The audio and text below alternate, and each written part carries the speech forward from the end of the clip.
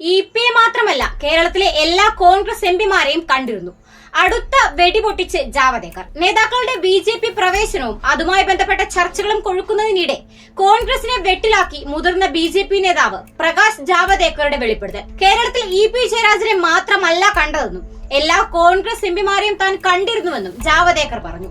ഒരു മാധ്യമത്തിന് നൽകിയ പ്രത്യേക അഭിമുഖത്തിലായിരുന്നു അദ്ദേഹം ഇക്കാര്യം അറിയിച്ചത്. കേരളത്തിന്റെ ചുമതലയുള്ള ബി.ജെ.പി. നേതാവ് എന്ന നിലയിലാണ് പ്രകാശ് ജാവദേക്കർ ഇവിടെ എത്തുന്നത്.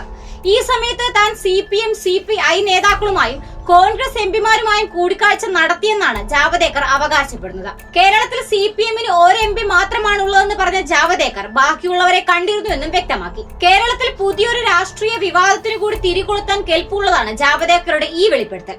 പ്രത്യേകിച്ച് കഴിഞ്ഞ ദിവസങ്ങളിൽ ഇ.പി. ജയരാജൻ ജാവദേക്കറിനെ കണ്ട കാര്യം വലിയ രീതിയിൽ കോൺഗ്രസ് വിമർശന വിധേയമാവുകയും അതിന്റെ പേരിൽ CPM-നെ പ്രതിക്കൂട്ടിലാക്കുകയും ചെയ്ത സാഹചര്യത്തിൽ തിരുവനന്തപുരം ബി.ജെ.പി. സ്ഥാനാർത്ഥിയായ രാജീവ് ചന്ദ്രശേഖറും ഇ.പി. ജയരാജനുമായുള്ള ബിസിനസ് ബന്ധം ഏറെ വിവാദങ്ങൾ സൃഷ്ടിച്ചിരുന്നു. ഇപ്പോഴുണ്ടായിരിക്കുന്ന പ്രകാശ് ജാവദേക്കറുടെ വെളിപ്പെടുത്തലും കൂടി ആയപ്പോൾ CPM അക്ഷരാർത്ഥത്തിൽ പ്രതിക്കൂട്ടിലായിരിക്കുകയാണ്. ഇലക്ഷൻ സമയത്ത് തന്നെ വെളിപ്പെടുത്തൽ ഉണ്ടായത് CPM-ന് വലിയ ക്ഷീണം ചെയ്തിരുന്നു.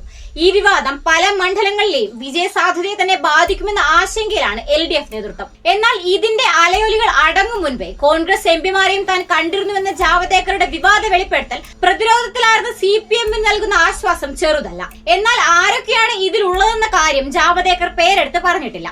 ജയരാജൻ വിവാദത്തിൽ പ്രതിരോധത്തിലായ CPM-ന് ഈ തുറന്നുപറച്ചിൽ പിടിവള്ളിയാകുമെന്നുറപ്പാണ്.